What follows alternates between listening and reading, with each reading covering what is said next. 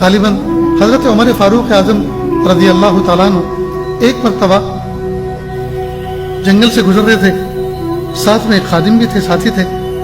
तो देखा कि एक बकरियों का चरवाहा बकरियां चरा रहा है। तो सोचा कि जरा देखें इसका ईमान का फिगर क्या है। तो कहा ये बेटा सुनो, एक बकरी का दूध धो के हमें पिला दो। तो कहा नहीं, मैं बकरियों का मालिक नहीं हूं। बकरियों का मालिक तो शहर में बस्ती में रहता है, मैं तो निगरान और चरवाहा हूं। मेरा काम इनको चरा देना और चरा के शाम को जी उसके डेरे पर ले जाकर बांध देना है। जो इनका मालिक है वही इनके दूध का भी मालिक है, लिहाजा मैं आपको दूध नहीं पिला सकता, सॉरी, माफ करें। हजरत उमर फारूक आजम रज़ी अल्लाह तआला अन्हु ने दूसरे अंदाज से बात कही कि सुन भाई, एक बात, हम मुसाफिर हैं, भूखे प्यासे हैं, हमें तुम एक बकरी बेच दो, हम उसका रास्ते में दूध निकाल के पीते रहेंगे और आखिरी मंजिल पर हम भी जाके बकरी को बेच देंगे, हमारे पैसे हमें वापस मिल जाएंगे, और तुम बकरी बेच दोगे तो तुम्हें भी पैसे मिलेंगे।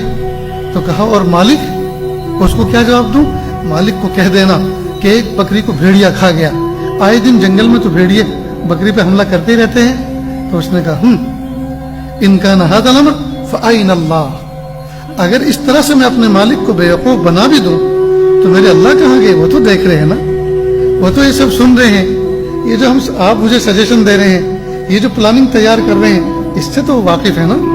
हजरत उमर फारूक आजम रज़ी अल्लाह अन्हु उसकी कमर थपथपाई, शाबाश, और अल्लाह का शुक्र अदा किया कि अल्हम्दुलिल्लाह मेरी मातहती में जो रियाया वक्त गुजार रही है वो ईमान के इस मकाम पर है कि कोई निगरान उनकी निगरानी करे या ना करे, लेकिन उनके बातिन के अंदर ये चिराग रोशन है, वो इस बात को जानते हैं कि मेरा रब मुझे देख रहा है।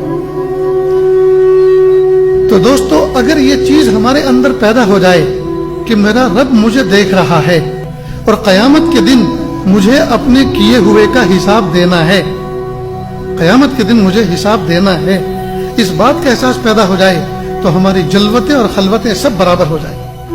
आज हमारा हाल ये है, हम जलवत के पारसा और खलवत के पापी हैं, मखलूक के सामने नेक बने होते हैं और तन्हाइयों में शैतान को शर्मा देने वाले कामों का इर्तिकाब करते हैं, है ना ऐसा दोस्तों?